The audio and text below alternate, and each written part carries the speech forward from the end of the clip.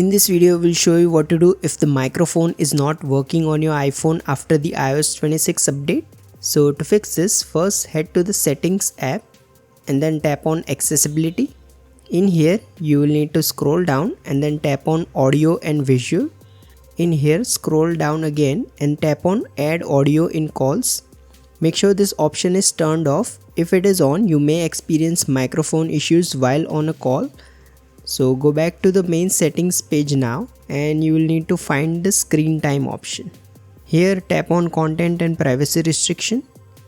In here you will need to tap on microphone.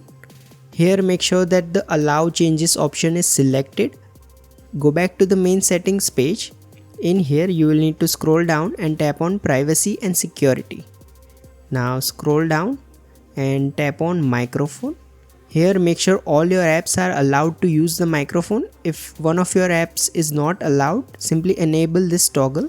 If the microphone still won't work, the last thing you can try is simply restart your iPhone.